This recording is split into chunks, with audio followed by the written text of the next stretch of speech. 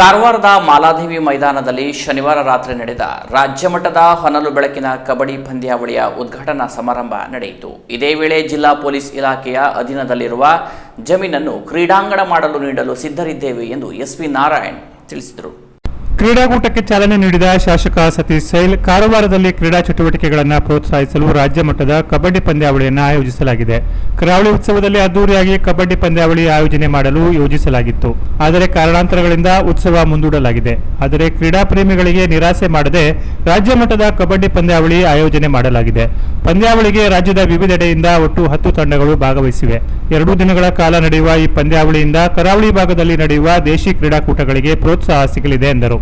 ಜಿಲ್ಲಾ ಪೊಲೀಸ್ ವರಿಷ್ಠಾಧಿಕಾರಿ ಎಂ ನಾರಾಯಣ್ ಮಾತನಾಡಿ, ಕಾರವಾರದಲ್ಲಿ ಕ್ರಿಕೆಟ್ ಮೈದಾನ ಹಾಗೂ ಮ್ಯಾಟ್ ವ್ಯವಸ್ಥೆ ಇಲ್ಲ. ಹೀಗಾಗಿ ಜಿಲ್ಲಾ ಪೊಲೀಸ್ ಇಲಾಖೆಯ ಅಧೀನದಲ್ಲಿರುವ ಜಮೀನನ್ನ ಕ್ರೀಡಾಂಗಣ ಮಾಡಲು ನೀಡಲು ಸಿದ್ಧರಿದ್ದೇವೆ. ಶಾಸಕ ಸತೀಶ್ ಸೈಲ್ ಅವರು ಸರ್ಕಾರದ ಅನುದಾನದಿಂದ ಉತ್ತಮ ಕ್ರೀಡಾಂಗಣ ನಿರ್ಮಿಸಬೇಕು ಎಂದರು. ನಮ್ಮ ಕರಾವಳಿ ಅದರಲ್ಲಿ ಕಾರವಾರ ತುಂಬಾ ದೂರದಲ್ಲಿರೋದ್ರಿಂದ ಇಲ್ಲಿ ಯಾವುದಾದ್ರೂ ಒಂದು ಆಯೋಜನೆ ಮಾಡಬೇಕಂದ್ರೆ ತುಂಬಾ ಕಷ್ಟ. ಇವತ್ತು ಇಷ್ಟು ಚೆನ್ನಾಗಿ ಆಗ್ತಾ ಇದೆ ಅಂದ್ರೆ ಕಾರಣ ಇಲ್ಲಿರುವಂತಹ ಕ್ರೀಡಾ ಪೋಷಕರು, ಅದು ಮತ್ತೆ ವ್ಯಾಪಾರಸ್ಥರು ಯಾರಿದ್ದಾರೆ, ಮತ್ತೆ ನಮ್ಮ MLA ಸಾಹೇಬ್ರ ಅಭಿಮಾನಿಗಳೆಲ್ಲ ಸೇರಿ ನೀವು ಸರ್ಕಾರದಿಂದ ಕಾರ್ಯಕ್ರಮ ಮಾಡಿಲ್ಲ ಅಂದ್ರೂ ನಾವು ಇದೀವಿ, ಈ ಕ್ರೀಡೆಗೆ ಯಾವುದು ಧಕ್ಕೆ ಆಗಬಾರ್ದು ಅಂತ ಹೇಳಿ ಮುಂದೆ ಬಂದು ಮಾಡ್ತಾ ಇದ್ದಾರೆ. ಅದಕ್ಕೆ ಅವರಿಗೆ ನಾನು ಮತ್ತೊಮ್ಮೆ ಈ ಕ್ರೀಡಾ ಸ್ಫೂರ್ತಿಯನ್ನ ಬೆಳೆಸ್ತಾ ಇರುವಂತಹ MLA ಸಾಹೇಬರಿಗೆ ಜಯವಾಗಲಿ, ಅವರ ಸಂಘಟನೆಗಳ ಜಯವಾಗಲಿ. ಮತ್ತು ಇವತ್ತಿನ ಇವತ್ತು RCB ಮ್ಯಾಚ್ ನಡೀತಾ ಇದೆ. ಹಾಗಾಗಿ ಇನ್ನೊಂದು 1 ಅವರಲ್ಲಿ ಮ್ಯಾಚ್ ಆಗುತ್ತೆ. ಅದಾದ್ಮೇಲೆ ಎಲ್ಲರೂ ಜನ ಬರ್ತಾರೆ ಅಂತ ನಿರೀಕ್ಷೆ ಮಾಡಿದ್ದೀನಿ. ನಾಳೆ ಸಂಡೇ ಇದೆ. ಸೊ ಫ್ಯಾಮಿಲಿ ಮೆಂಬರ್ಸು, ಮೊಬೈಲ್ಸು ಮತ್ತು ಬೇರೆ ಬೇರೆ ನೆಗೆಟಿವ್ ನ್ಯೂಸ್ ಚಾನಲ್ ಅಲ್ಲಿ ನೋಡೋದನ್ನು ಬಿಟ್ಟು ಇಲ್ಲಿ ಬಂದರೆ ನಿಜವಾದಂತಹ ಹೆಣ್ಣುಮಕ್ಕಳು ಆಡಿದ್ದು ಮತ್ತು ಕ್ರೀಡಾಸ್ಪರ್ಧೆಗಳು ಆಗಿದ್ದನ್ನ ಎಲ್ಲನೂ ನಾವು ನೋಡ್ಬೋದು. ನೆಕ್ಸ್ಟ್ ನನಗೆ ಒಂದು ಆಸೆ ಇದೆ ಸರ್, ನೀವು ಮನಸ್ಸು ಮಾಡಿದ್ರೆ ಇಲ್ಲೊಂದು ಕ್ರಿಕೆಟ್ ಸ್ಟೇಡಿಯಂ ಮಾಡಬೇಕು. ಒಂದು ಸ್ಟೇಡಿಯಂ ಇಲ್ಲ, ಮತ್ತೆ ಕ್ರಿಕೆಟ್ಗೆ ಆಡುವಂಥ ತುಂಬ ಜನ ಇದ್ದಾರೆ, ಅವ್ರಿಗೆ ಒಂದು ಮ್ಯಾಟ್ ವ್ಯವಸ್ಥೆ ಇಲ್ಲ. ಈ ಕಾರವಾರ ಸ್ಪೋರ್ಟ್ಸ್ ಕ್ಲಬ್ ಮತ್ತು ನೀವು ಎಲ್ಲ ಮನಸ್ಸು ಮಾಡಿದ್ರೆ ನಮ್ಮ ಕಾರವಾರಿಗಳಿಗೆ ಅದನ್ನು ಮಾಡಿಸ್ಬೇಕು. ಲಾಸ್ಟ್ ಟೈಮ್ ನಿಮಗೆ ಹೇಳಿದ್ದೀನಿ, ನಮ್ಮ ಪೊಲೀಸ್ ಜಾಗನೇ ಕೊಡ್ತೀನಿ ಅಂತ ಮುಂದೆ ಬಂದಿದ್ದೀನಿ ಸರ್. ಜಾಗ ಇಲ್ಲಿ ಫಾರೆಸ್ಟ್ ಲ್ಯಾಂಡ್, ಅದು ಪಾಪ ರಮೇಶ್ ನಾಯ್ಕರು ನೀವು ಎಷ್ಟು ಹೋರಾಟ ಮಾಡಿದ್ರೆ ಲ್ಯಾಂಡ್ ಸಿಗಲ್ಲ. ನಾನು ಲ್ಯಾಂಡ್ ಕೊಡ್ತೀನಿ ಸರ್, ನೀವೆಲ್ಲ ಮನಸ್ಸು ಮಾಡಿದ್ರೆ ಒಂದು ಕ್ರಿಕೆಟ್ ಗ್ರೌಂಡ್ನ ನಮ್ಮ ಪೊಲೀಸ್ ಮೈದಾನದಲ್ಲೇ ಮಾಡೋದಕ್ಕೆ ನಾವು ಮುಂದೆ ಬಂದಿದ್ದೀವಿ. ಸೊ ನೀವು ಕ್ರೀಡಾ ಪ್ರೇಮಿಗಳು ಒಂದು ಮಾಡಿ ನಮ್ಮ ಕ್ರಿಕೆಟ್ನ ಸಪೋರ್ಟ್ ಮಾಡಿ, ನಾನು ನಿಮ್ಮ ಜೊತೆ ಇದ್ದೀನಿ. ಮತ್ತು ನೀವು ಆಯೋಜನೆ ಮಾಡೋಂಥ ಯಾವುದೇ ಕಾರ್ಯಕ್ರಮಗಳಿಗೂ ನಮ್ಮ ಇಲಾಖೆ ಇರುತ್ತೆ. ಈಗ ಯಾರ ಕ್ರೀಡಾಪಟುಗಳು ಮೇಲೆ ಬಂದಿದ್ದಾರೆ, ಕ್ರೀಡೆ ಥರ ಆಡಿ ಇಲ್ಲಿ ಯಾವುದು ಗಲಾಟೆ ಆದರೆ ಕೇಸ್ ಹಾಕ್ತಿರೋ ಒಳಗಡೆ ಹೋಗ್ಬೇಕಾಗುತ್ತೆ.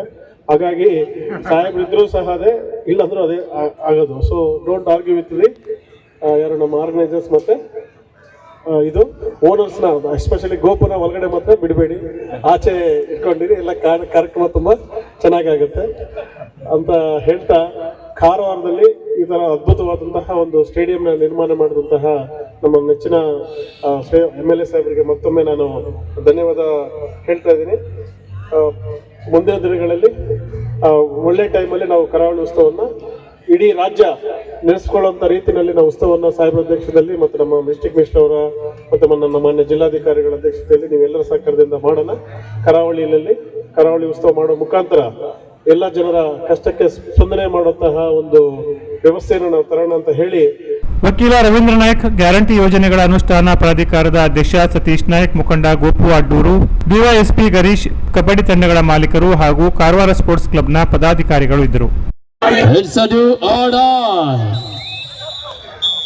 ಮಾಡು ಅಲ್ಲವೇ ಮಾಡಿ ದಾಳಿಗೆ ಜೀವನಿ ಬಾರಿ ಅಮೃತಹಳ್ಳಿ ಬೆಂಗಳೂರು ತಂಡದ ಪರವಾಗಿ ಜೆರ್ಸಿ ನಂಬರ್ 5ರ ಆಟಗಾರ 36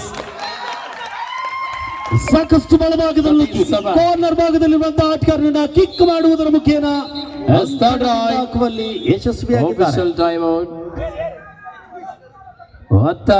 ರಾಕಿ ಈ ಆಟಗಾರನಿಗೆ ಗ್ರೀನ್ ಕಾರ್ಡ್. 38-36ರಲ್ಲಿ ಅದ್ಭುತವಾದಂತಹ ಒಂದು ಬ್ಯಾಕ್ ಕಾರ್ನರ್ ಭಾಗದಲ್ಲಿರುವಂತಹ ರಾಕಿ ಅಂದ ಬಂದಂತಹ ಒಂದು ವೇಗಿಯಾದಂತ ಹಿಡಿತ. 39-36 ಟೈಮ್ ಇಲ್ಲ, ಟೈಮ್ ಆಲ್ರೆಡಿ ಮುಕ್ತಾಯ ಆಗಿದೆ. ಕಬಡ್ಡಿಯಲ್ಲೇ 2 ತುರ್ತು ಸಭೆ ಮಾತ್ರ. ಪ್ರಥಮ ಸುತ್ತಿನಲ್ಲೇ 2 ಡಾವನ್. ಕೊನೆಯ 1 ನಿಮಿಷದ ಆಟ ಮಾತ್ರ ಬಾಕಿ ಇದೆ. ಈ ಸಲ ಮುಂದಿನ ಪಂದ್ಯಕ್ಕಾಗಿ ದಯವಿಟ್ಟು K district versus royal Bengaluru 2 ತಂಡದ ಆಟಗಾರ. Canara plus news Karwar.